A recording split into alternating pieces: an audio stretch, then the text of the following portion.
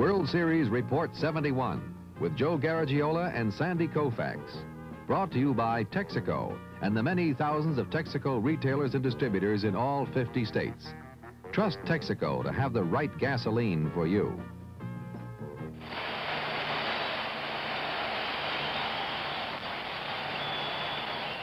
A standing ovation for Nelson Briles, the winning pitcher for Pittsburgh in that 5th game. Briles himself said that it was one of the most touching moments of his baseball career. When this fella throws a ball, he really puts a lot into it. Watch him now as he pitches to Paul Blair. This is the last out in that 5th game. Watch him fall to the left. There it is. Now he's being congratulated. And look at that affection shown by the catcher. Just fantastic. They take care of those pitchers. I'm Joe Garagiola, Sandy Koufax standing next to me. You see tickets for Game 6 and 7 if necessary. And Sandy, Jim Palmer pitching for Baltimore is really not too much of a surprise because he did beat him. He is the big man. But the choice of Moose by Danny Murtaugh, did that surprise you?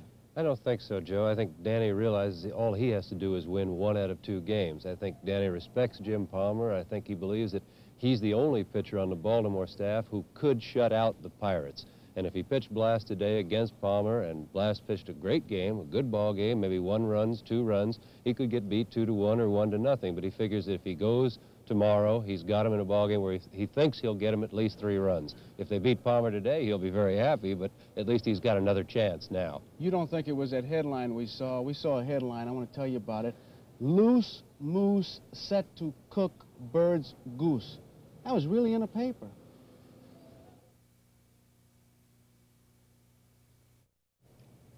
In that 5th game, we saw another side of the Pittsburgh club, the speed. Now, the obvious way to see speed is a stolen base, but there are other ways.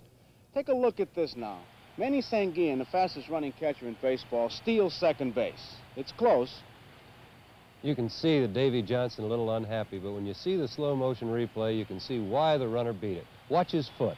His foot is into the bag, and Davy puts the tag up near the knee. And if you don't get the foot on a play like that, you can't get the man called out. Nelson Briles is the batter, and Sanguillen, on second because of the stolen base, scores easily on this base hit by Briles, who helps his own cause. So that's the obvious way you see speed, the stolen base, and it paid off. Now here is Kleins at first base. Clemente is the batter.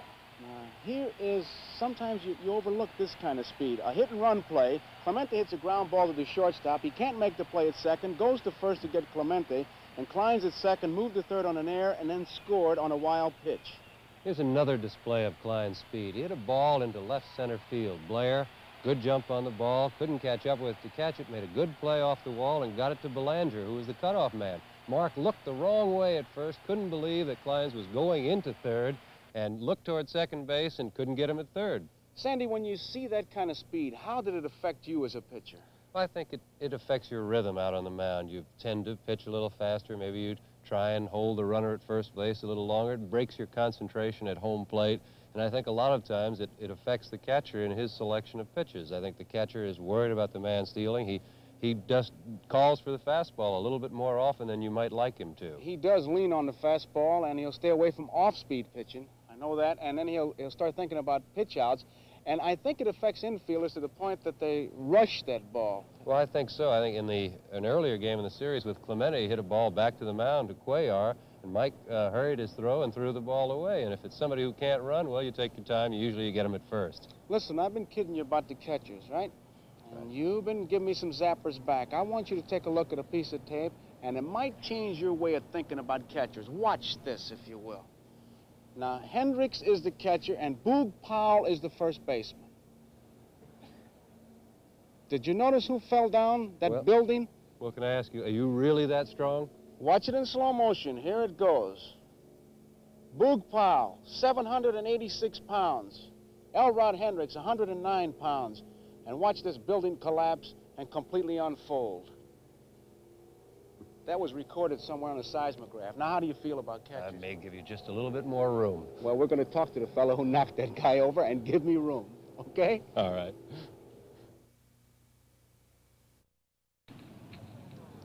Elrod Hendricks, Baltimore catcher, has just joined us. And first question, Ellie, What's it like to run into a building called Boog Powell and survive?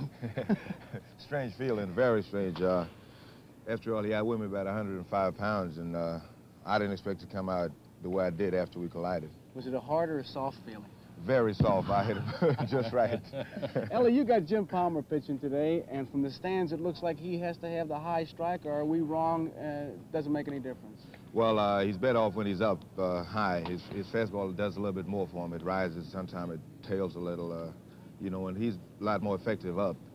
So I think we'll have to say that he's a high fastball pitcher. In the last ballgame he pitched, Ellie, against the Pirates, he had a National League umpire. He complained about not getting some high strikes. And I know I've heard a lot of talk about the difference in the two leagues, but maybe if Joe will walk up to the plate, we can see the difference in the two strike zones. I get you down there in a catcher's position, and we can talk about the fact that in the American League, with a left-hand hitter, the umpire would be directly over the catcher and behind it. And where would the bottom of the strike zone be in the American League if Joe was the hitter? Right about off in here. Yeah, and the top of it would be up a lot higher, Right wouldn't here. it? Yeah. Yeah, now in the National League, the difference, because the umpire being inside on the catcher's shoulder, the strike zone would come down, and that would bring the low strike down quite a bit lower and make it awfully difficult to get the high strike, wouldn't it? Right, yes, Andy. Right about off in here, I was in National League strike zone. That's the bottom of it, right That in would here. be the bottom, and the Yeah. top of it would come up where? Top of it would be about right here. Well, I'd that's say. not much above the belt. That makes it a little tough for a high ball pitcher to get a strike. I think that, you know, might be the problem, but I think all of us will probably agree as long as the strike zone is consistent, as long as the same umpire calls the same pitch a strike all day, it really doesn't hurt that much. You just have to know what you're going to get for a ball and what's going to be a strike. Well, definitely. You find out right about, let's say, the first inning, what the umpire's going to be down with you all day, or he's going to be up. If he can give you the pitches above the, let's say, the armpit or something like that, then you can look forward for the rest of the ball game. Does it affect the way you call a game? Well, basically, no. First of all, I got to see what my pitcher got out there. If he's wild, there's not much either of us can do for him, whether the umpire or myself, you know. But if he's got pretty good control, I think it helps, like I said before, to find out very early in the ball game. Sandy, you told me an interesting story coming out here. I had never heard it, and I'm sure Ellie has never heard it. Well, in 1956, because of this difference in the strike zone, Sal Magley took an extra day's rest in the World Series. He wanted to pitch with the National League umpire, and Sal pitched a fine ball game. He pitched a two-hitter. I think he only gave up 3 hits, but unfortunately, Don Larson pitched a perfect game that day. The rotation then was set according to who was umpiring. Well, Sal, being a low ball and breaking ball pitcher, wanted the National League umpire and ran into a perfect game. What will you tell Palmer today? To just forget who's umpiring and just throw? Right, just get in and throw as hard as you can for as long as you can, and try to get him out. That's simple enough. Ellie, thank you very much. Good luck to you, and we'll be sitting in the stands watching. And watch out for Boog Powell. Okay, Joe. Thank you.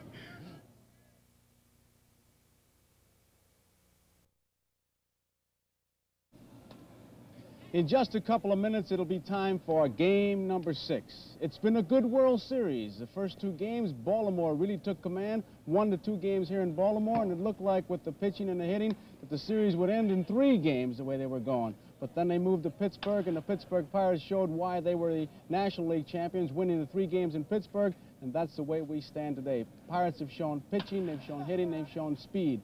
Game number 6.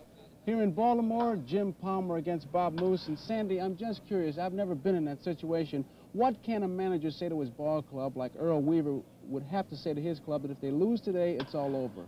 Joe, I've never been in the 6th game where it could be all over. I've been in the 7th, I've been in the 4th, and it's awfully difficult for a manager to say anything to his players. You've played 180 games at least, you know, and it seems like it's the end of a long year, and the only manager I ever played for was Walt Alston, and Walt would tell us that usually that he was proud of us for getting there, and it's an accomplishment to win your league, and if we won today, well, we've won it, or you got another chance tomorrow, and if we don't, to have a good winter, and he'll see you in the spring. Grown-ups talking to grown-ups. You want to pick a hero? Joe, I don't think so. I think if it could be the last game, along with heroes can also come goats, and I'd just as soon not pick either one when it's finally over. Couldn't agree with you more. So, game number 6, if Baltimore wins it, we'll be back tomorrow. If not, you have a good winner. World Series Report 71. has been brought to you by Texaco and the many thousands of Texaco retailers and distributors in all 50 states. And now stay tuned following station identification for game number 6 of the 1971 World Series.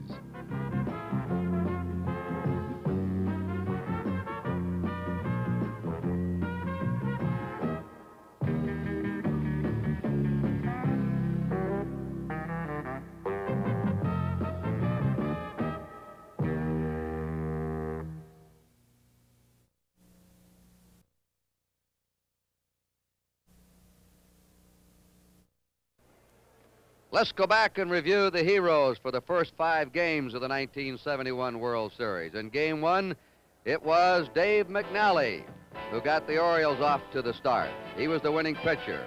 Brooks Robinson in Game 2, on base 5 times in a row. Then Steve Blass with a brilliant 3-hitter for the Pirates, helped by a big home run by Bob Robertson. Young Bruce Keeson became the talk of the nation with his clutch relief pitching and a big pinch hit single by Milt May. And then, in Game 5, a 2-hitter by Nelson Briles. And, of course, all through this series, Roberto Clemente has been a standout. The leading hitter, his arm and his speed have given the Orioles something extra to think about. Who'll be the hero of Game 6? Well, we'll find out as NBC Sports, a service of NBC News, presents Game 6 of the 1971 World Series. The National League champs, the Pittsburgh Pirates, versus the American League champions, the Baltimore Orioles. Brought to you by Phillips 66, the performance company. At Phillips 66, it's performance that counts. By Chrysler Corporation, extra care and engineering. Your host today, your local Dodge dealer. And by the 2-bladed razor, the new Gillette Track 2 twin-blade cartridge shaving system.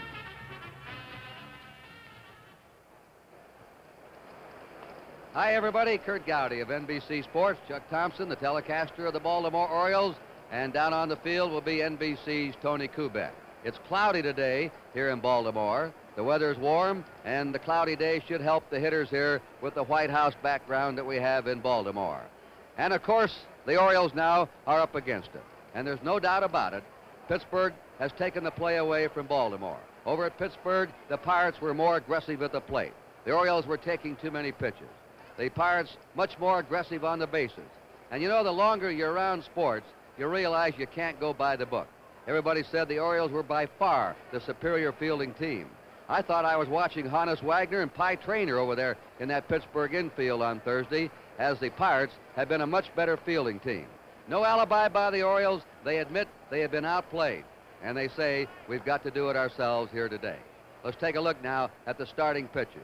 And it's up to Bob Moose and Jim Palmer. There's Bob Moose this year. He won 11 games. He lost 7. He won his last 4.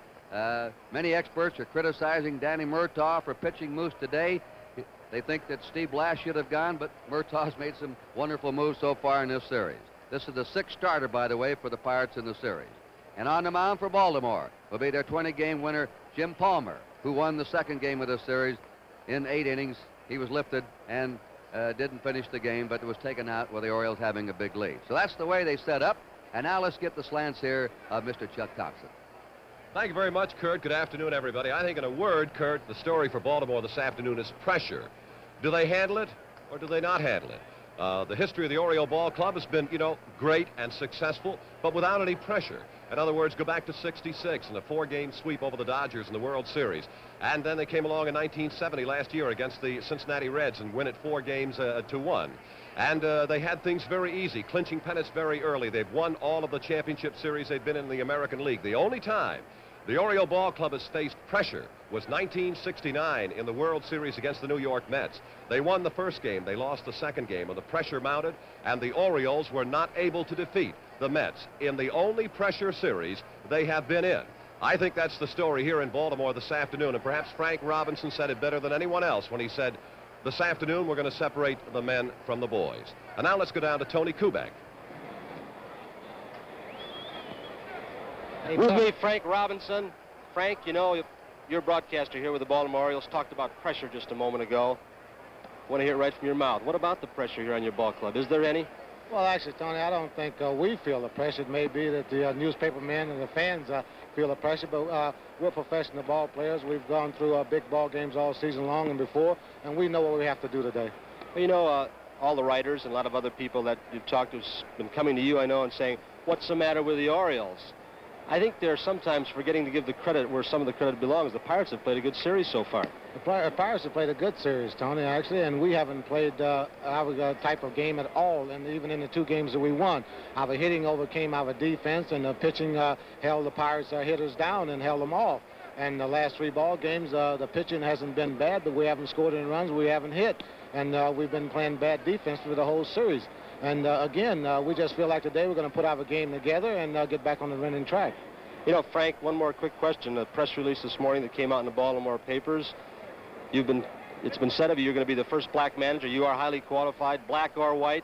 Today you came out with a statement saying you don't want to manage. Why the change of heart? Well, actually, Tony, I've been thinking about this all year. My last year in Puerto Rico, I said in spring training that this was a year I was going to really think about what I wanted to manage or not when I'm through as an active player, and I've been thinking about this off and on all year, and this is the decision I've come to. Right now, I really don't want to manage any ball club in the major leagues or even in the minor leagues.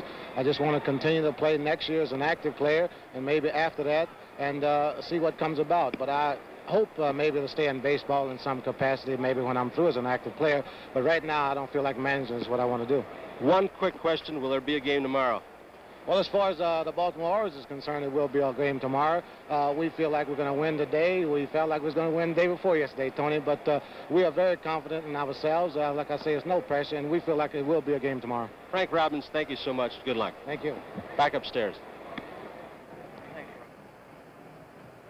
Not a capacity crowd today. The crowd will not be as big as we had for the Saturday and Monday games here.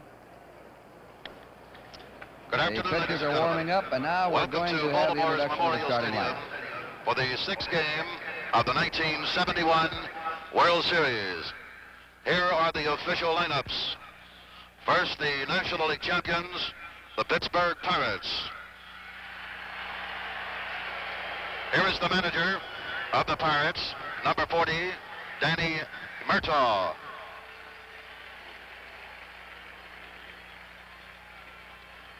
Batting first, playing second base, number 30, Dave Cash. Batting second, playing third base, number 20, Richie Hebner. Batting third, playing right field, number 21, Roberto Clemente.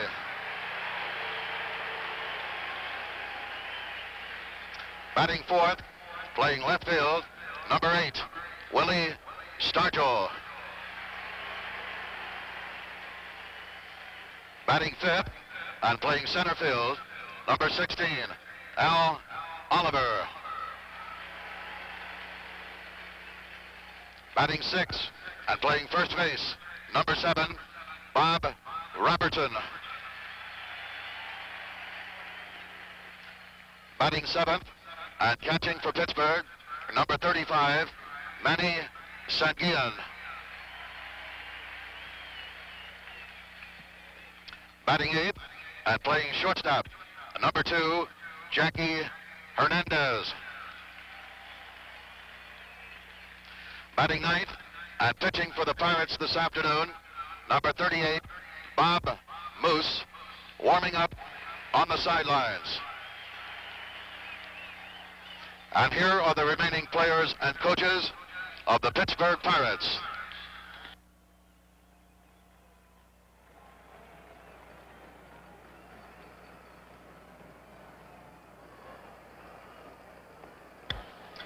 Now, for the American League and defending world champions, Baltimore Orioles.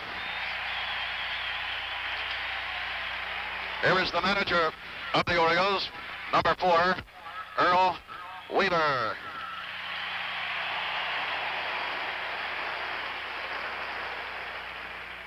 Batting first, playing left field, number 9, Don Buford.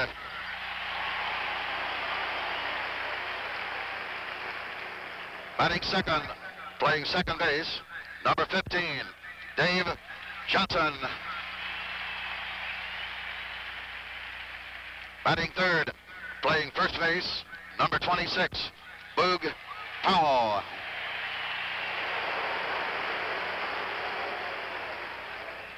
Batting fourth, playing right field, number 20, Frank Robinson.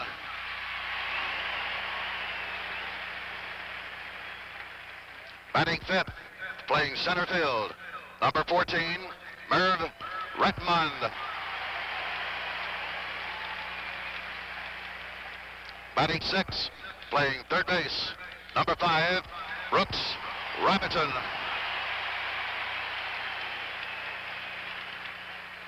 Batting seventh, catching for Baltimore, number 10, Elrod Hendricks. Batting eighth, playing shortstop, number 7, Mark Bellinger. Batting ninth and pitching for the Orioles this afternoon, number 22, Jim Palmer, warming up on the sidelines. And here are the remaining players and coaches of the Baltimore Orioles.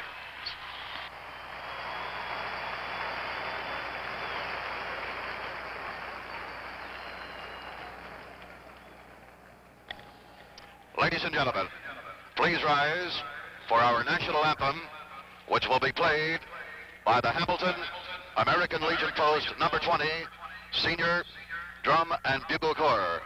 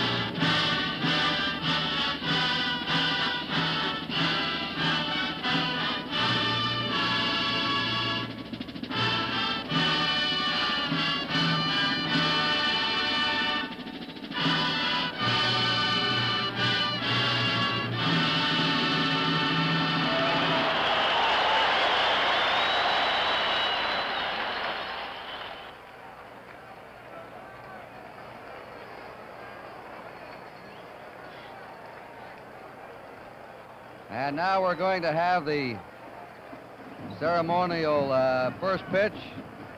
And the honor here goes to Rube Marquardt, a Hall of Famer, one of the outstanding left-handed pitchers of all time. He's 82 years old. He lives now in Baltimore. And he holds a record that pitchers have been trying to shoot for year after year after year. The most consecutive victories in one season. In 1912, Rube Marquardt won 19 in a row. He won 201 games in the National League. He was a free spirit and a fellow who really enjoyed baseball. And they tell many, many stories about him. He had better control than that. Rube Marquardt.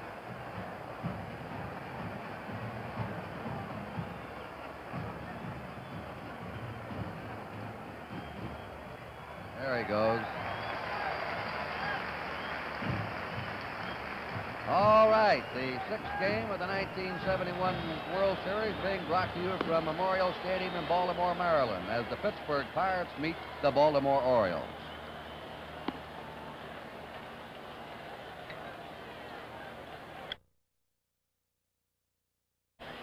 Ladies and gentlemen, the umpires for today's game are behind the plate, John Kibler.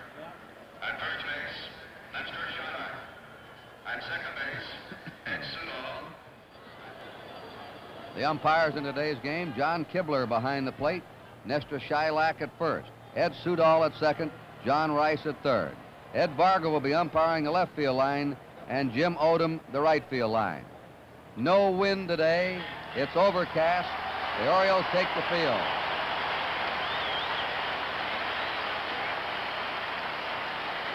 And now to take over the first 4.5 innings, play-by-play, to set up the Orioles defensively for you is the voice of the Baltimore Orioles, Chuck Thompson.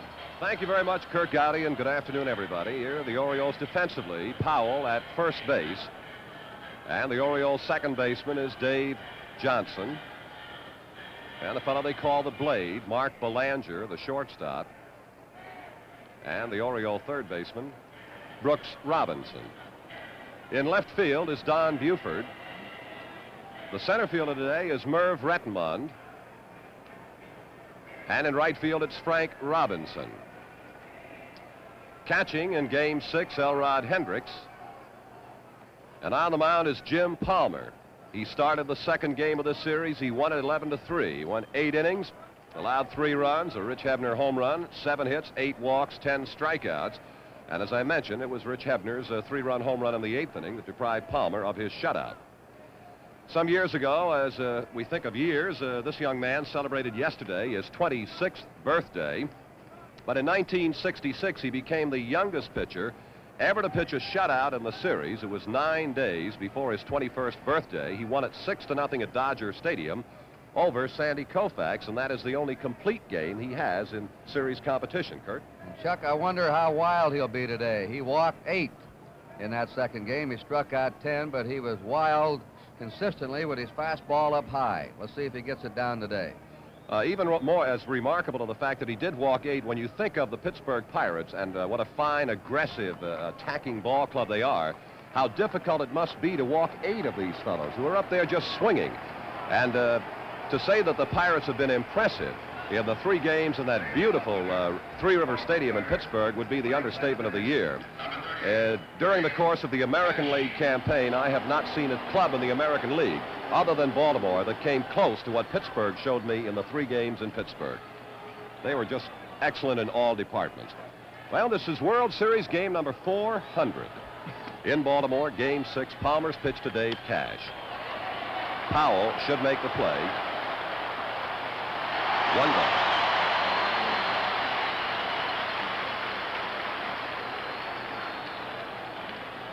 Cash had a World Series average of 143. It had 3 hits and 21 trips. Now here is Rich Hebner, and that's his seasonal average for the Pirates that you're looking at right now in the series. Hebner is a .250 hitter. He's been up there 8 times with 2 base hits. One of those 2, however, was a 3-run home run off this man, Palmer, and he too is first ball hitting, and Rettenmund is waiting for him. Well, the Pirates going after that first pitch, their first ball hitting team. But here's one man who's not. Let's watch Clemente now. He does not like to go for the first pitch. Maybe he will, though. We'll see, though. But normally he doesn't. Kurt, Clemente is hitting .429 in the series, and unfortunately, I do not get to see as much National League baseball as I would like to. The only chance I have a chance to see Clemente and Aaron Mays and those fellows is on your game of the week. And I just have to say this, Kurt, that if Aaron and Mays are any better than Roberto Clemente, then they deserve a very special place in the Hall of Fame. This man has just impressed me so much that I'll never forget Clemente. A ball 1 to him, and as you said, he does not like to go for the first pitch. He can do everything so well. Now a ball 2. He runs well. He's got a magnificent arm. Defensively, he does it all. And what a hitter. Now, that's not to say that Mays and Aaron are any less than a Clemente, but certainly, how can they be any better? We're watching Buford, and he cannot get to him.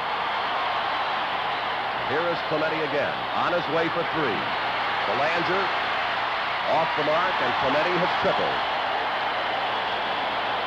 Boy, how that man can run for 37 years old. Here's his swing now. Notice how he cocks that leg right over the plate to him. Palmer grooved it. Clemente's been hitting the ball mostly to right field, only once to left. But he pulls that ball. He'll pull the pitch over the plate in the inside pitch. Roberto Clemente's 10th hit, and he's been the outstanding player in this 1971 World Series. He's got a chance of being the outstanding player in baseball. Now here is Clemente's slide into third base, and the throw from Belanger was way off target. And now here is Stargell in a ball one. Willie is hitting .250. The triple by Clemente means he is now hit in 13 consecutive World Series games. And Chuck, let's repeat again the all-time record. Clemente can't break it in this series. Hank Bauer hit safely 17 World Series games in a row. And a ball two to Willie Stargell. Among the memories of this World Series, I will remember the greeting that this man got when we played the first game in Pittsburgh. He had but one hit here in Baltimore in 2 games, and what an ovation he got from the Pirate fans the first time he came to the plate. Something I'll remember for a long time. And the count is 3-0 to Stargell. Clemente at third base, and the Pirates again have got something going. Now it's 3-1. As a matter of fact, only in 3 innings did the Pirates go 3 up and 3 down in Pittsburgh in the 3-game set out there. They had something going every inning. 3-2 to Stargell.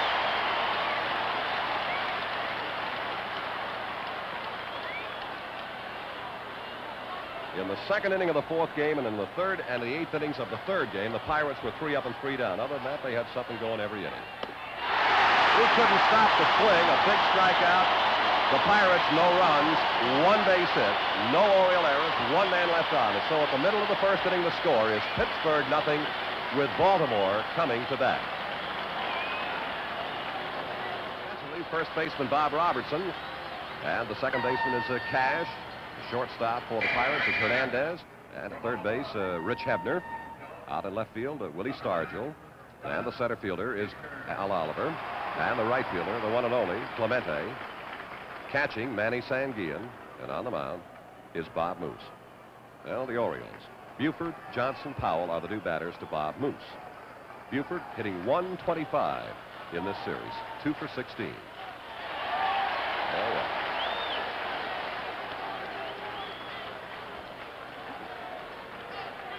It'll be interesting, Chuck, to see if the Orioles are swinging more today.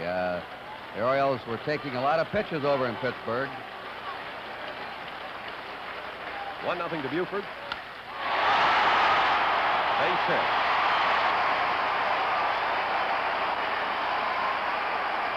Well, Bob Moose, who just gave up the hit to leadoff swinger Buford, has been used twice in relief in this series, working in both previous games here in Baltimore. He pitched 3 2/3 innings in the first game, a run and 3 hits, and 1 was a home run by Buford. And then an inning in the second game, and he gave up 5 runs and 5 hits. And that was a game when everything Baltimore hit seemed to find an opening. Here is Dave Johnson, a .167 hitter on the year. More correctly, a .167 hitter in the World Series. 3 hits and 18 trips. Whoops, almost caught Buford leaning the wrong way with an excellent pickoff move from Bob Moose. That's a very important part of a relief pitcher's repertoire, and Moose has been used in relief. For that matter, it's a very important part of any pitcher's repertoire. Johnson waiting the first pitch. Strike 1.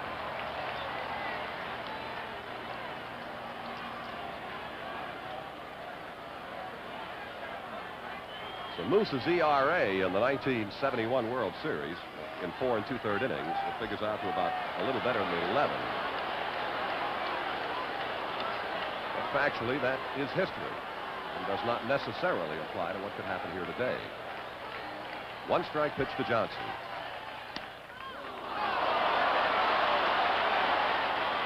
Oh, 2.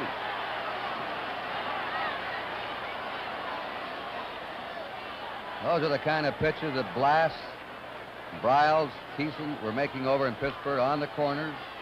Not much over the plate, but nibbling at those corners. Now the 2-strike offering to Dave Johnson. Waste pitch, 1 2.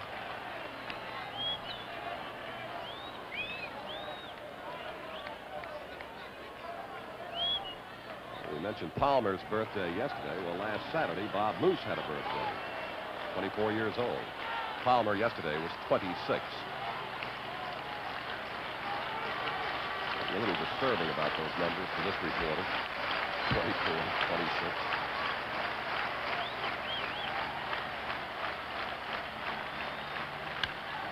Foul ball.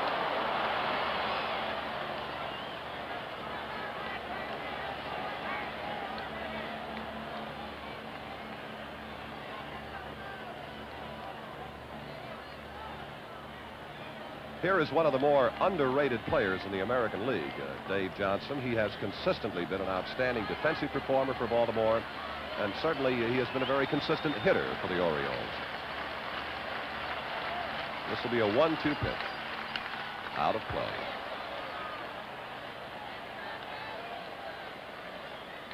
Johnson on the year for Baltimore hit .282. He had 18 home runs. He knocked in 72 runs.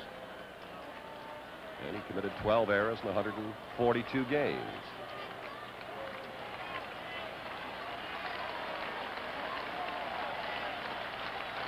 Again, the 1-2 to Johnson. Out of play.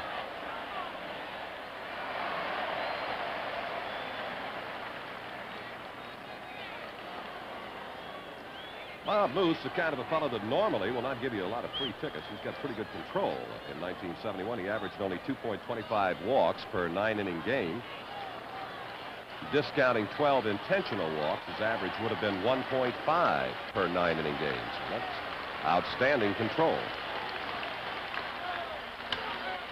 Well, Ebner, 1-2.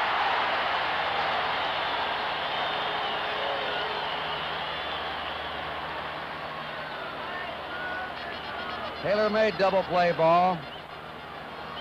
Ebner over to Cash. Cash has been doing some outstanding pivoting in this series as the middleman on that double play. Here's Buford going on into him. And Cash has hung right in there around the bag and nimbly hopped or skipped or tumbled out of the way and completed his throw to first. Boog Powell, 2 out, nobody on, no score. Bottom of the first inning. Powell in the series hitting .111. Out of play. 2 hits in 18 trips. He has 1 run batted in. That compares to a seasonal mark of .256 with 22 home runs and 92 runs batted in that you look at right now.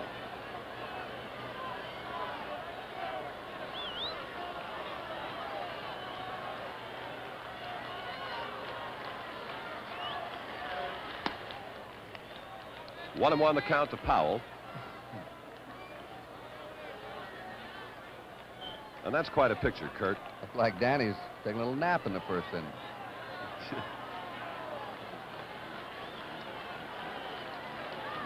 The 1-1 to Powell. Well, it may be out of play. Sanguillen gives it a look. It is out of play. The count, a ball and 2 strikes. Powell has done well in previous World Series competition. His high would have been in '66 in the 4-game sweep over the Dodgers. He had .357. Against the Mets, he had .263 in '69. Last year against the Reds, a .294 hitter. It's 1-2 to Powell.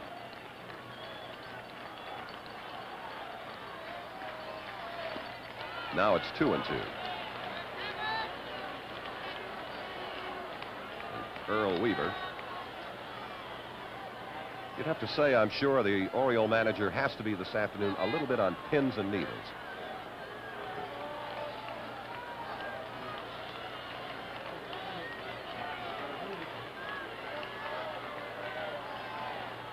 Two balls, 2 strikes to Powell, 2 out, nobody on, no score, bottom of the first if you just joined us. That's a foul ball, and Mr. Kibler, unfortunately, got that right on the foot.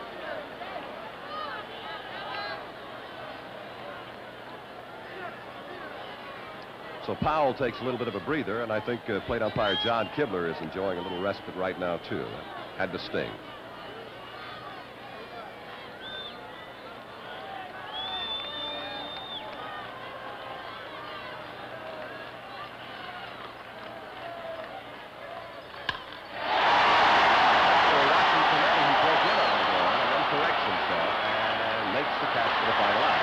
Baltimore, no runs, 1 base hit. There were no Pittsburgh errors and nobody left on. At the end of 1 inning of play, it is Pittsburgh nothing and Baltimore nothing. Oshak coaching at third for the Pirates, Leopard at first. You saw Clemente. Here's the way he makes his basket catch. He's sensitive about it. He was accused of trying to copy Willie Mays when he first came up, but that's always been his natural way of catching the ball. Here is Oliver as we go to the Pirate half of the second inning, and Oliver hitting .214 in this series. 3 hits and 14 trips. Hurt. I'll say when Palmer got Stargell up there, those last 2 fastballs he threw were the hardest he's thrown in the World Series. He really reached back to get him out. And out of play. 2 strikes now to Oliver as he got the fastball up and in on him. Chuck, you've seen him a lot more than I have, but today he looks sharper than he did in the second game. He appears to be. He was, as we mentioned in the second game, Kurt, when he does get wild, he is consistently high wild. Well hit. Frank Robinson. And now see the throw to second base, and Oliver will beat it without too much trouble. So again, the Pirates continue what they have done in almost every inning of play here in the World Series, particularly the last 3 games, to be a little more accurate. Keep pressure on Baltimore pitching, base runners just about every inning. A leadoff double by Oliver. Pirates 2 hits now, Clemente's triple and Oliver's double.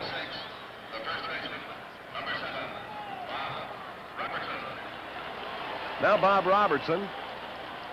Bob has been to the plate 17 times in the series with 3 base hits, but 2 of the 3 have been home runs, and he has knocked in 4. His series average is .176.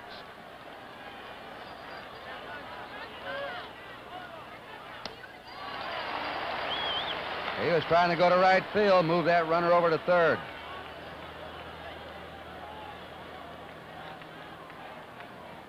Be interesting to see this afternoon if Palmer will throw a few more sliders than he might normally throw. I'm trying to remember, and I don't believe we have seen the Palmer curveball yet. May have one time.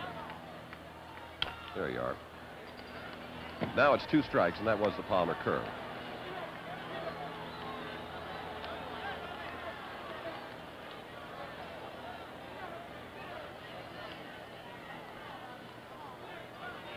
Nobody out. Oliver, the runner, at second base. And you just saw the count to Bob Robertson. From Mount Savage, Maryland, or Frostburg, if you prefer. No, 1 and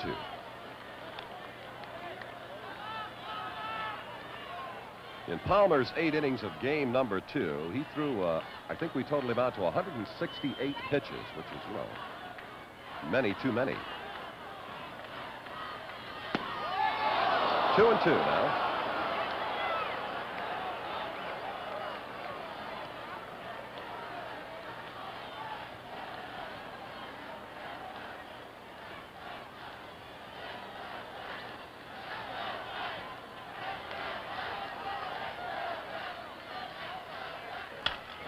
Base hit, Buford charging, Oliver around third, headed home. Here's the throw.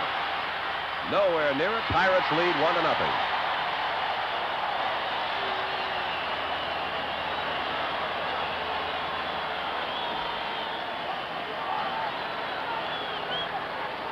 Robertson at first base with his 5th run batted into the series, and there is Earl Weaver to talk to Jim Palmer, and he will be joined by Elrod Hendricks. One of the comments that Oriole players made about this 6th game was how hopeful they were that they could get on the board early. They felt that was important to score early in this contest. Well, the Pirates have beaten them to the punch, which is something they have done with alarming consistency over the last 3 games. And the Pirates are really running the bases aggressively now. That ball was hit hard, as you saw, on one hop. Catching for Pittsburgh. Many teams might have held Oliver at third. But they waved him right on, and he beat the throw easily. Here is Sanguillen. What a series this young man is having. His seasonal average, as you see, .319. And in the series, a .286 hitter with 6 hits and 21 trips. And among those, a double. Out of play. Also unusual, Chuck, that a catcher would be leading the World Series in stolen bases. How true. And We are, I think, going to get some bullpen activity for Baltimore. Another base hit.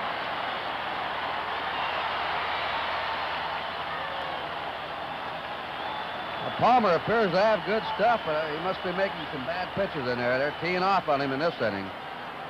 One of the comments that sometimes is made in a situation like this is the fact that perhaps Palmer could be, and this might be unfair criticism, but he could be pitching a bit too cautiously.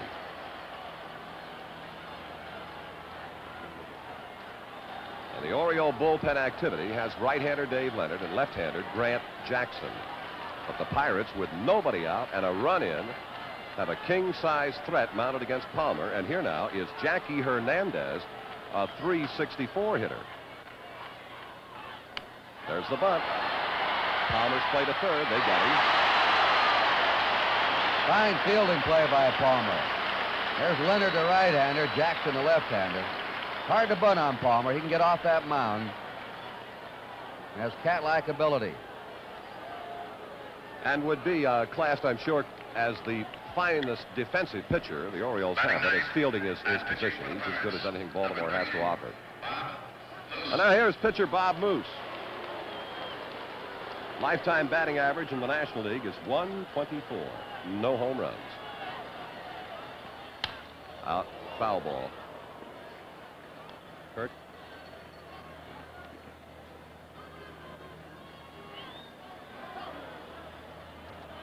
The Pirates won. 1 run on 4 hits. The Orioles no runs on 1. We're in the top of the second inning.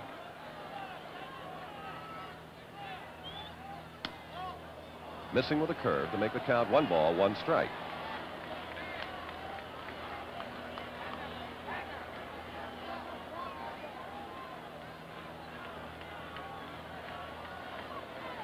Talk about being under the gun. Certainly Jim Palmer is right there. Powell fields the bunt. No play at second. Back to first. The sacrifice moves the runners up. This telecast is presented by authority of Major League Baseball and is intended solely for the private, non-commercial use of our audience. Any publication, retransmission, or other use of the pictures, descriptions, and accounts of this game without the express written consent of the Commissioner of Baseball is prohibited.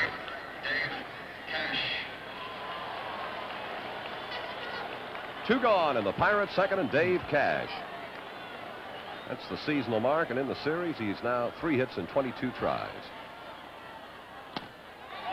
Strike 1 to Cash.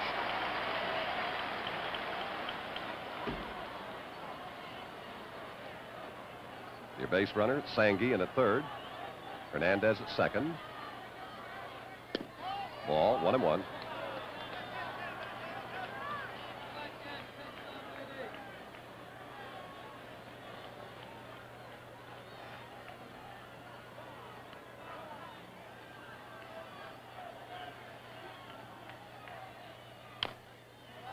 The count now is a ball and 2 strikes to Cash.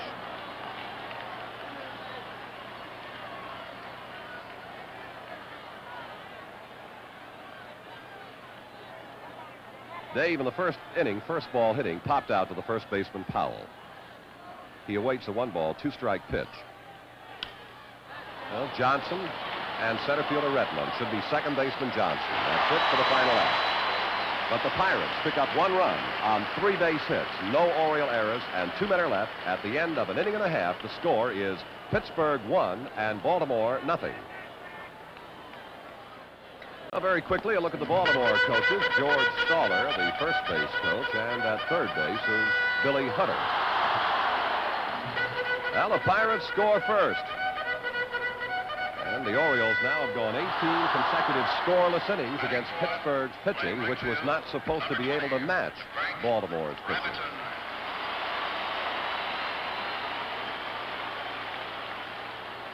That's the 71 series figures in Frank Robinson.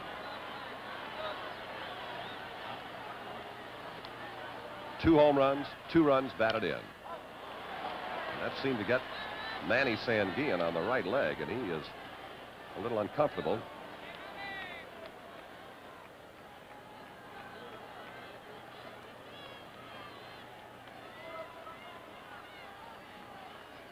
One strike to Frank Robinson. He'll be followed by Merv Rettenmund and Brooks Robinson. They are the new batters to Bob Moose in the bottom of the second inning.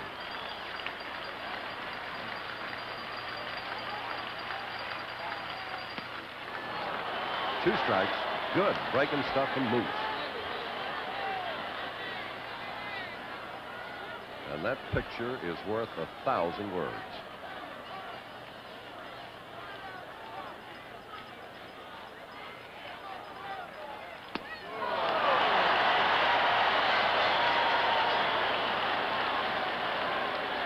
One gone, bottom of the second inning, and the batter is Merv Rettenmund, a .222 hitter in the series. And one of his hits a home run. He has knocked in 4.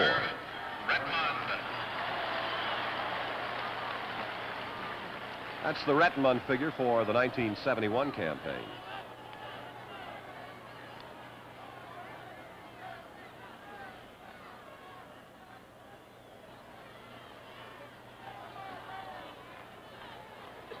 Chuck, these Pirate pitchers are really picking the spots. You saw Sanguillen move to the outside and set the target for Moose, and boom, he hit it perfectly against Robinson.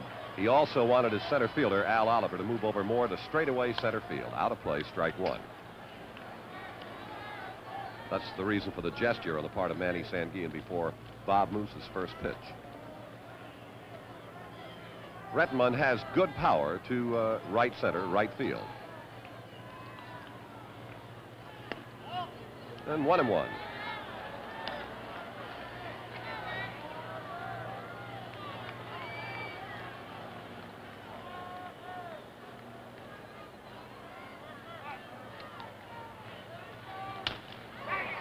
Shortstop Hernandez. 2 down in the Orioles' second inning.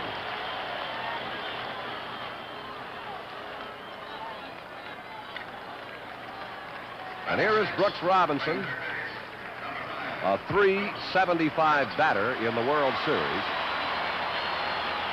with 4 runs batted in. And he also has committed 2 errors.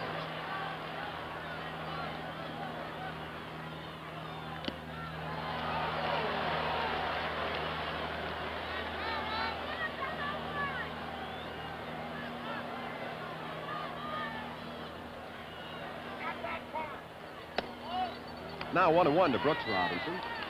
Moose ended the regular season with a 4-game winning streak, 3 of them in relief and 1 as a starter. The last time he lost was August the 7th to the Philadelphia Phillies, 5-3. Now it's 2-1.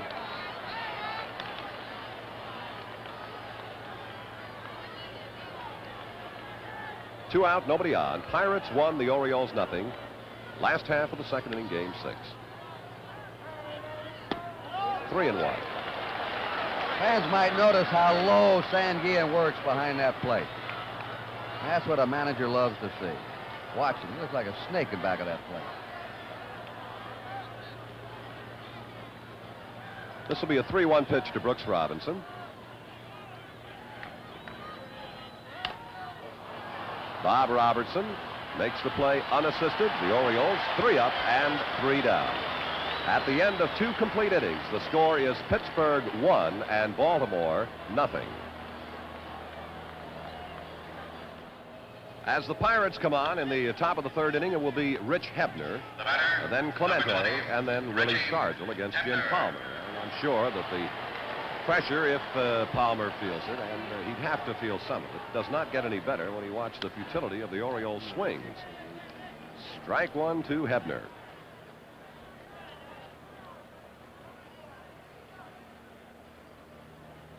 Hebner, first ball hitting in the 1st inning, fly to the center fielder. That'll even the count at 1 ball, 1 strike to Hebner.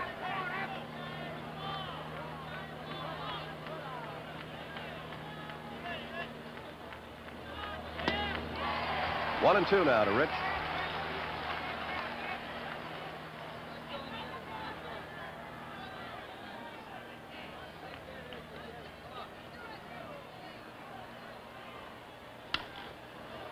Well, Dave Johnson making a move. The center fielder and the shortstop are also in your picture. It'll be the shortstop, Belanger, and we have the first out in the top of the 3rd inning.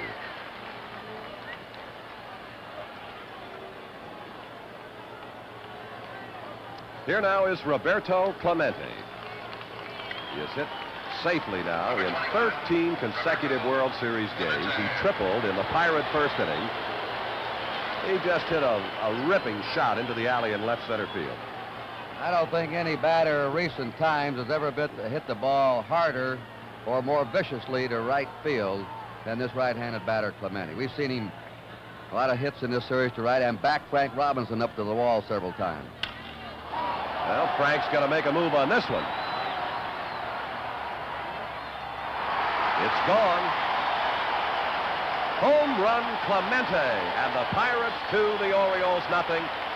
And what a magnificent performance from Pittsburgh's right fielder, the great Roberto Clemente.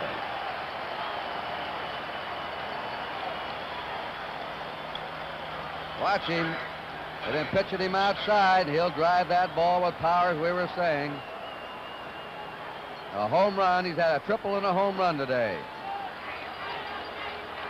And a strike one to Stargell. And the Pirates continue to do what they did in Pittsburgh. Aggressively attack the ball. Now the 1-1 pitch to Stargell. Palmer's curve. Belanger to Powell. 2 gone. First Tuesday has changed. It's now a chronologue, and we'll still examine the new and unusual stories that make the headlines. Join Garrett Udley and watch Chronologue this Friday night right here on NBC.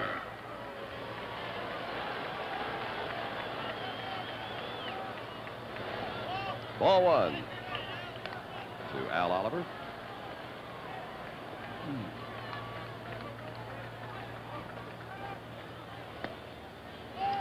1-1 to Al. Opened the Pirates second with a double. He yanked it into the right field corner. Pirates have 5 base hits, including a home run, a double, and a triple. Out of play.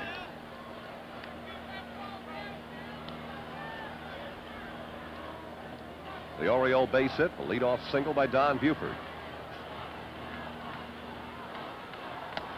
2-2 to Oliver.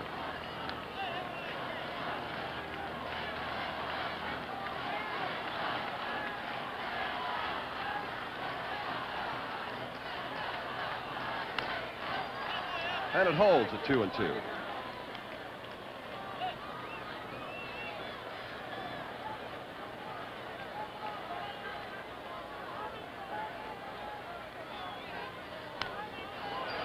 And it's still 2-2. You talk about a turnaround in World Series play. Well, here in Baltimore in the first 2 games, the Orioles scored 16 runs and 24 hits. The Pirates 6 runs on 11. In Pittsburgh, Baltimore scores 4 runs on 9 hits. Pittsburgh 13 on 30. That's some kind of a turnaround. And it still is 2-2 to Oliver. And no team has ever lost the first 2 games of the series and then won 4 in a row. Pirates lead 2-0 in the 3rd.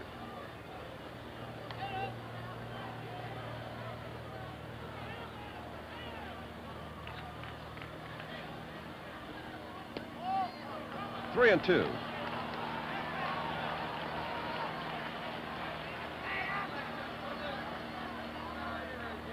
And the payoff pitch to Al Oliver. Second baseman Dave Johnson to Powell for the final out. But the Pirates have scored again. 1 run, 1 base hit, no Oriole errors, and nobody left. At the end of 2 1/2 innings, it is Pittsburgh 2, Baltimore nothing. World Series, it comes your way tomorrow afternoon at 1:30 Eastern Daylight Time, and then football, Cleveland at Cincinnati, San Diego at Denver. And in the Oriole 3rd inning, Elrod Hendricks, Mark Belanger, and Jim Palmer. And the sun trying to peek through, and Roberto Clemente has just asked for his sunglasses out of the Pirate bullpen. They've been brought out to him, and he's put them on. And we're ready to go with Hendricks against Bob Moose. Moose gave up a leadoff single to Buford in the 1st inning. Strike 1 to Elrod. And then he got Johnson in the double play ball and Powell to right field, and has gotten everybody in order since the leadoff single by Buford.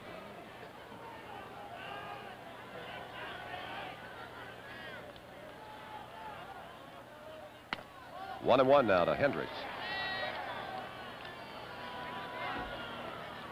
Prior to the ball game, Kurt and I, talking about the Oriole position today, were recalling a remark that was made by Paul Richards and others in baseball many years ago when he said, "One thing I learned early in baseball is that you never say never." You just never know what can happen. The Orioles are down 2-0 in this most crucial Baltimore game.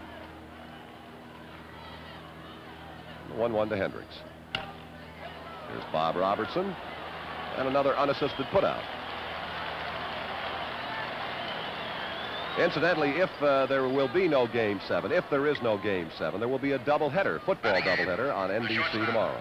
Number 7, Mark Bellinger. Now, Chuck, the last 2 or 3 games, we've seen the Orioles hit those easy hoppers to the infield.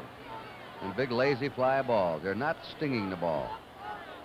Well, the only time I can recall the Orioles played in this fashion, and this is not to detract in any way from Pittsburgh's pitching.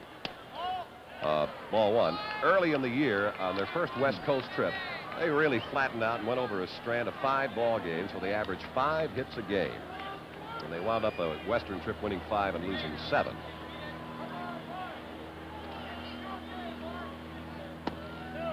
(2-0) now to Belanger.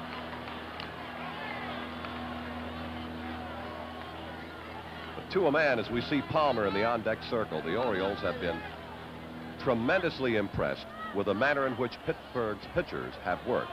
Not the overpowering stuff, the way they have used it. Now 3-0. How about that for a Kibler catch, huh? John, you're ready.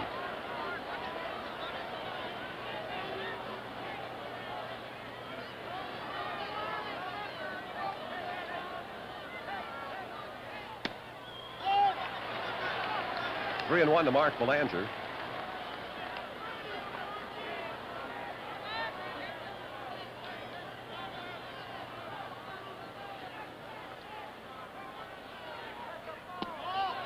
Well, Belanger breaks the string as Moose has issued his first walk.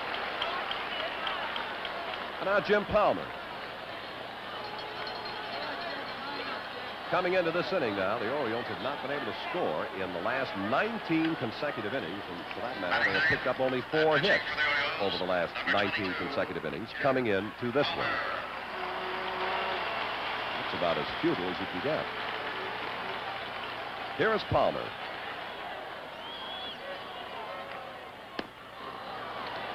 Strike 1.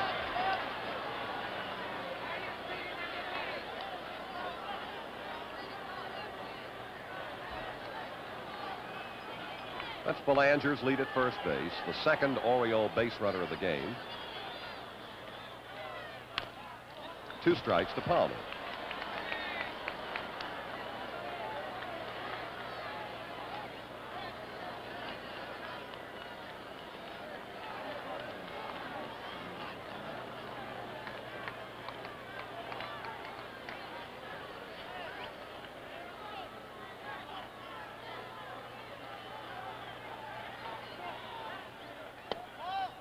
One and 2.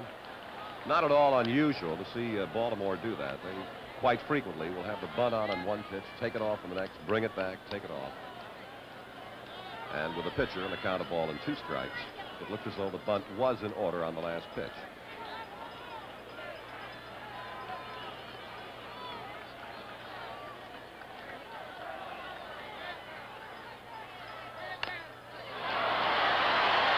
So Belanger will reach second on the sacrifice bunt by Jim Palmer.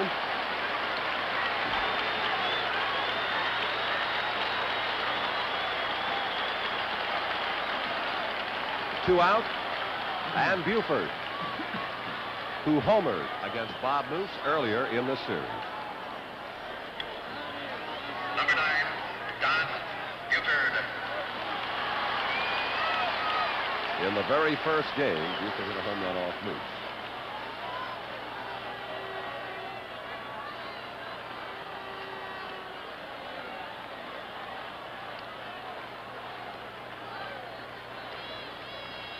Well, Buford wants John Kibler to take a look at the baseball, apparently.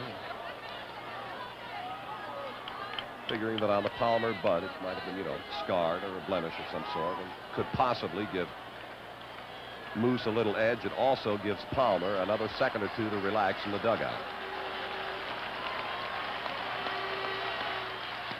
Ball one.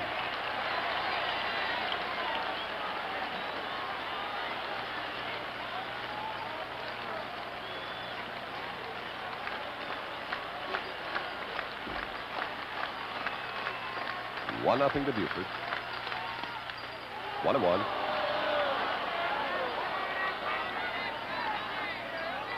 Again, I'll repeat the remark that as we look at the on-deck hitter Dave Johnson, that the Baltimore batters were not, they didn't say that Pittsburgh's pitching overwhelmed them, but they were tremendously impressed at the manner in which the Pittsburgh hurlers could put the ball where they wanted to and made so many good pitches.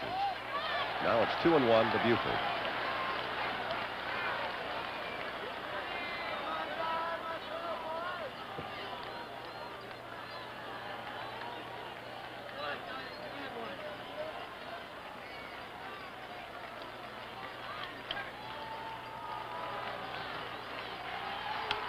Out of play, and the count will be 2-2.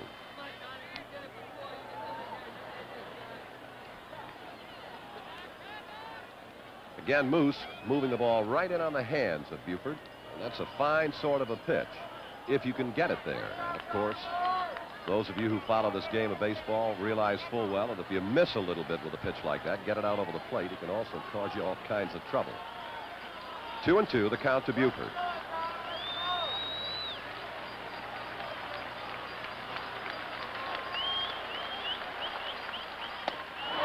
How about that for a pitch? For the Orioles in their half of the third, no runs, no hits, a man left on at the end of 3 complete innings. The score is Pittsburgh 2 and Baltimore nothing.